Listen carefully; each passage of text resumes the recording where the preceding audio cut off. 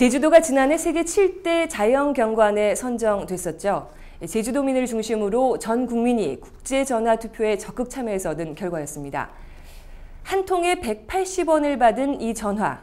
그런데 사실상 국제전화가 아니라 국내 전화였다는 의혹이 일고 있습니다. 세계 7대 자연경관 선정 소식은 대서특필하던 주요 언론들이 이런 소식은 잘 전하지 않고 있습니다. 그래서 리셋뉴스에서 취재했습니다. 유원준 기자입니다.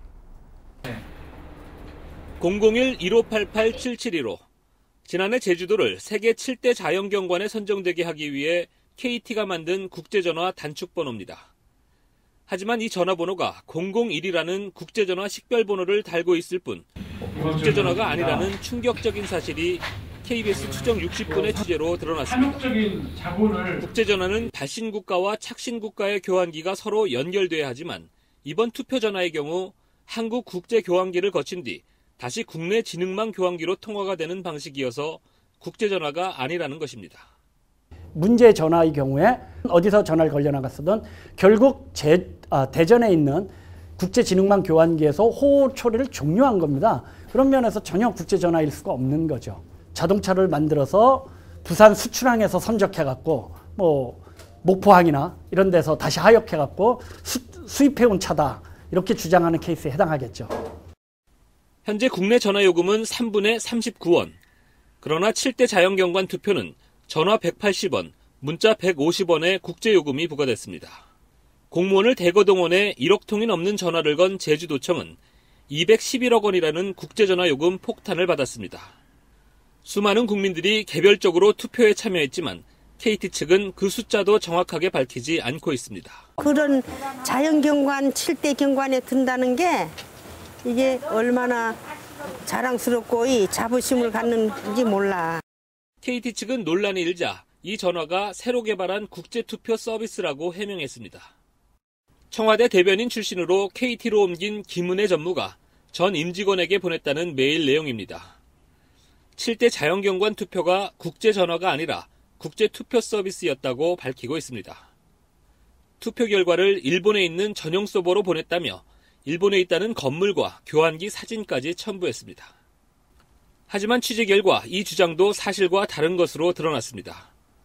KT가 전용 서버를 만들었다는 지난해 4월 이후 투표에 참여했던 시민들을 수소문해 통화 내역서를 떼봤습니다. 전화 착신지가 서버를 둔 일본이 아닌 영국으로 표기돼 있습니다. 문자로 투표를 한 경우도 마찬가지입니다. 그리고 굉장히 대대적으로 홍보를 했었잖아요. 이렇게 너무나 많은 사람들이 저만 속은 게 아니라 너무나 많은 사람들이 다 정말 이렇게 순수한 마음으로 애국하는 마음으로 작은 이렇게 전화를 한 건데 정말 그 돈이 다 어디 갔고 왜 누가 이런 일을 이렇게 벌렸는지 너무나 화가 나고 정말 의심스럽죠. 네. KT 세노조는 국제투표 서비스를 인정하더라도 이는 약관 승인을 얻지 않은 통신 서비스로 KT가 부당 이득을 취한 셈이라고 주장했습니다. 본 서비스는 그 국제전화 투표 서비스라고 하고요. 그 약관 승인을 통해서 서비스를 제공하고 있습니다. 현재 그 관련 내용이 소송 중이기 때문에 구체적으로 말씀드리긴 좀 어렵고요. 향후 검찰 조사를 통해서 그 진위 여부가 밝혀질 것으로 기대하고 있습니다. 전 국무총리가 추진위원장을 맡고 대통령 부부도 홍보에 나서면서 전 국가적 캠페인처럼 열기를 띄웠던 제주도 세계 7대 자연경관 선정투표. 사업을 주관한 뉴세븐 원더스의 공신력에 문제가 있다는 비판이 나오는 가운데 사실상 전 국민이 참여한 전화투표에 요금 폭리가 있었다는 의혹이 증폭되고 있습니다. 하지만 제주도 세계 7대 자연경관 홍보와 선정 과정에서 누구보다 열을 올렸던 KBS를 포함한 주요 언론들이 선정 이후 불거지고 있는 각종 의혹에 대해서는 회피와 축소 보도로 일관하고 있습니다. 리셋 KBS 뉴스 유원중입니다.